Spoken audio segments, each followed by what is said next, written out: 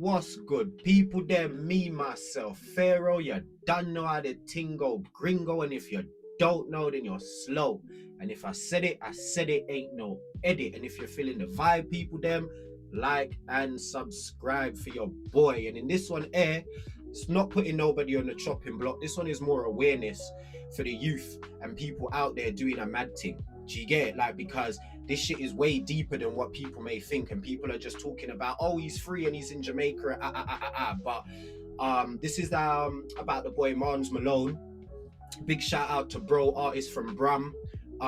Quick backstory. So bro, doing up road, whatever, went out one day looking for his ops, found them, tried to let off his machine ended up jamming on him. The ops have ended up chasing him down, stabbing him up 20 times. So bro got chefed 20 times, gone to hospital, didn't die, etc. Subsequently, due to what happened to him, his peoples have ridden out, done a whole mad thing, done whatever. Everybody's ended up getting caught, going to prison for it. Bro's ended up getting 11 years for the whole madness that went on, the whole series of events that took place, right? So since then, bro's now been, I think he's been in prison maybe for about 3 or 4 years, I think, right? Don't quote me on that. But since then, he's now been released, because it's going around, everybody's talking about he's been released and millions and but not only has he been released, but deported to Jamaica. Do you get it? So just before I break everything down, I just want to run one little clip so you can kind of get a sort of a clearer understanding. Big shout out to I think it was Scar City Studios or Fezify, one of them. You'll see it in the video, but big shout out to them for actually covering this. I'm gonna run that clip. We're gonna get back on the other side and break this all down to you. Surrounding events that happened near to land him in jail. MARNZ's real name is Kimani Shaw. He grew up in Birmingham, a city with a long bloody history of gang violence from the Peaky Blinders days to more recently the Burger Bar and Johnson crews who fought a violent war on the streets of Birmingham. MARNZ was a gang member repping the B19 postcode of Birmingham. His gang had a number of disputes with a few rival gangs in the neighbouring areas and postcodes. MARNZ was an active participant in the drug dealing and violent crimes that him and his gang did. And it was this willingness to be violent which would lead to him being stabbed 20 times. On the 6th of May 2019, MARNZ would ride his bike into the territory of the B16 gang in Whitmore Street, Hockley. This is an area where MARNZ had issues with people, so he made sure he was armed with a gun just in case he was to run into rivals. Shortly after 5 PM, MARNZ had an altercation with the occupants of a passing Honda car. He pointed a gun at the rival gang members, but as he tried to pull the trigger, his gun jammed. His failure to fire the gun allowed those in the car the opportunity to regain control of the situation. They got out of the car and chased MARNZ and eventually cornered him in a nearby underpass. He was stabbed 20 times and left for dead by his rivals. He was rushed to hospital and they put him in intensive care fighting for his life. Within 24 hours, some of MARNZ's friends would go and kill someone in revenge for him being stabbed. 23-year-old Dante Mullings was a rival gang member who had links to the people responsible for stabbing MARNZ. Dante was also involved in high-level drug dealing and violent crimes. Had he not been killed, he would have been jailed for life for the murder of another man, Anthony Sargent, in 2018. On May the 7th, 2019, Dante Mullings was sitting in a parked Vauxhall Corsa near Hockley Circus. A Volkswagen Passat pulled up alongside them, and a gunman opened fire into the vehicle, firing at least 8 bullets into the car. Dante was shot in the lower back, the driver was shot in the head, and a third man was shot in the buttocks. All 3 men would get out of the car and run away. The driver was miraculously able to walk himself to accident and emergency for medical attention. The third man survived. Dante ran but collapsed a short while later and died from his injuries in hospital. Once MARNZ Malone was out of the intensive care unit, police would go on to arrest and charge him with firearm possession. In court, MARNZ Malone was found guilty of possession of a firearm with intent to endanger life. He was sentenced to 11 years in prison. Yeah, my peoples them. So that was the quick clip. So as you see, bro was doing his thing on road, whatever the case may be. Personally, I didn't know about him until about 2 years ago. I think that's when he first came across my desk. I saw a little, I think it was a little shoot of him freestyling, etc., etc. And then I saw a couple other little things here and there, seeing his face pop up, and then I heard about the whole case and all this, that, and the other, right? But what I wanted to make this video about is I'm not trying to pop him down. I'm not trying to draw nobody out or anything, but this is just so people could understand, like, bro, if you road just doesn't end when men are doing sentences. So listen, clearly my man's got 11 years. I think, as I said, it's been about 4 years and now he's been deported, right? What they do, right, this is a whole nother part of the game that they don't show you, is immigration. Do you get it? The immigration part of it. If you weren't born in this country, my bro, and your paperwork ain't 100%, right, you are liable for deportation, and they probably will deport your ass. Do you understand what I'm saying? Like, just because you've got this bit of paper that says you've got indefinite leave to remain and these things like that, because people need to understand, indefinite leave to remain doesn't mean that you could do whatever you want in the country. It just means that you're allowed to reside in the country.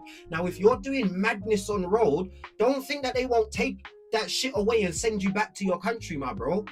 Even for people that have got their British passport, this is showing you, if man have just recently come over or whatever the case may be, and you man are doing up and you got your passport, if you haven't held your British passport for longer than 5 years, you will be liable for deportation. They will take your British passport away from you and say, well, since you got your passport, all you've done is been doing up road and doing madness. Do you get it? So they're gonna take that away from you, put you in prison. You could either ride out your sentence and then you still get deported at the end of your 4, 5, 3, 2 years, whatever the sentence may be, right? And then still get deported, right? And once you're deported, if they physically have to say, cool, boom, boom, and serve you papers and deport you, you will no longer be allowed to enter the UK for 10 years. And we all know how the government is. It's not going to be 10 years. That's a lifetime ban. Once you're out the country, bro, you're gone. They don't give a fuck about you. Do you understand what I'm saying? But then what they do is, this is what I think has happened with MARNZ in his situation, because he got 11 years and it's been about 4 or 5 years and he's back home, is they'll come to you, immigration will come to you, they'll say, listen, your papers ain't in order, right? You could either ride out this whole 11-year sentence, right, and still get deported at the end, or we will pay you a certain amount of money so you could get your life sorted back when you get home, but you're gonna go voluntarily. You're gonna sign this paper to say, I voluntarily decide to go back to Jamaica and fight my case from over there, my immigration, so at least you're free. Do you get it? Like, this is what they do to people. This is another part of the game that they don't show you. Do you get it? So I want to send this strong message out to the youth and even big men out there, bro. If you know that your immigration or your legal status in the country is not 100%, get off road instantly. Stop doing road. Stop it. Because once they grab you, you'll be sitting there laughing, thinking, yeah, look, I'm just gonna ride my little 2-year sentence and I'm gonna come out. And these times, bruv, halfway through your sentence, or 6, 7, 8 months through your sentence, immigration are knocking at your door, serving you papers about, yeah, boom, look, we're looking to deport you at the end of this. Do you get it? Like, and even that, if you don't even know, because certain kids come over when they're young, like with the whole MARNZ thing, he's been here since he was 2. Do you feel me? But for whatever reason, the family didn't sort the paperwork out. And that's even to say, some people think that just your indefinite leave is enough and that's it. It's not. You need to sort out all of your paperwork. Do you get it? If you are coming from family that haven't or weren't born in this country and they came over here, bruv, maybe sometimes you need to sit down and go and ask certain questions like, look, is this cool? Is this in order? Is that in order? Because if it's not, again, jump off the roads, because that's another part, again, that they don't show you. Do you get it? That you may end up dead from doing up road, you go jail, or even worse than that, than ending up in the workhouse is you could go to the workhouse and then imagine, all right, cool. Like, let me just try and put this. So sorry for rambling a little bit, but imagine you come over here where you're 1, 2, 3, 4, 5 years old. All you know is the UK. You grew up in the UK. You went to primary school, secondary school, your friends, your family, everything you know is here, right? But because of whatever your parents may have done and not patterned up paperwork and X, Y, and Z, right? You've got yourself into a situation, you're doing up whatever you're doing to make your bread. You end up in prison, right? And at the end of that sentence, or halfway through your sentence, they turn around to you and they're saying, look, you're getting deported, bro. You're gone. Like, you could either go voluntarily or... So imagine that. Imagine having to go to a country that you don't even know. And some people go to these places, or they come to the UK and they don't even travel out of the country after that. They don't go back to their motherland and them things there. This is real life.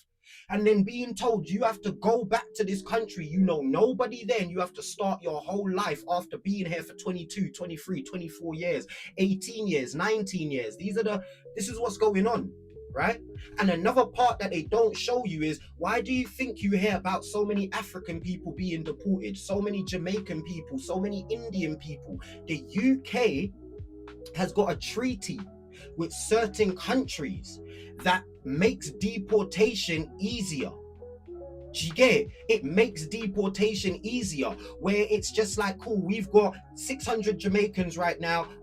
Cool. Are you ready to take them back? Yeah, that's fine. Cool. Put them all on a plane, bow, and they're gone. They're just gone. The same with Africa, the same with India. But because people don't know the laws and they don't understand these sort of things, right? People don't mention this part. And not only that, it's like, it's an embarrassing topic. If you know you've got immigration issues, whether you've been here your whole life and it's because of one drama, because your family didn't sort something and this, that, it's nothing to do with you being illegally here. You could have come over here legit. You get me? Paid your ticket, your family paid, and everything is living over here legitimately. But because they didn't sort out the full paperwork, now you're fighting immigration. And people aren't going to go out there and just freely talk about it because it's a taboo subject. You mention immigration and people, like in other people's head, it's, you're an immigrant, you come here illegally, you're doing this. So it's not something that people will readily talk about and open up to people. So they'll just be living their life, doing the mad thing, and the next minute they're in prison. The next minute you hear, oh, X, Y, and Z got deported. You're like, raw, I grew up with my man, swear down, he never had this. That's mad. I didn't even know that. You feel me? So this is another part of the game that they don't show you. It's not always just about jail. Sometimes it's about going back to a country that you don't know. You feel me? So people, them, get your head on a swivel. If you know that your paperwork is not in order and you're doing up road, jump off road. Get your fucking life in order before you start doing that shit. You understand what I'm saying? Because then you'll be in a situation like that and you may not have gone viral in jail and have money to back you. So how the fuck are you going to support yourself when you get to wherever you're going? Whether that be Jamaica, fucking India, Pakistan, Africa, anywhere of these places. Once you get there, how are you going to now support yourself? Because your brain never even thought about immigration in your life. You feel me? Like, this is a deep, deep subject, people. Deep subject. And this is another part that people really need to start to look into. Are my papers in order? Am I here legitimately? Cool. But are my papers in order that if I get arrested, I'm going to go to prison and come out? Not saying that that's what it is, that to get your papers so you could go and do road, like, because you shouldn't be doing it. But what I'm trying to say to people is that if that's your choice, make sure that you're able to do what you're doing and come home and not go home. You get it? You're able to come home, not go home. Feel me? But yeah, my people, then me, myself, Pharaoh, you done know how to tingo gringo. And if you don't know, then you're like and subscribe for me, people. Then.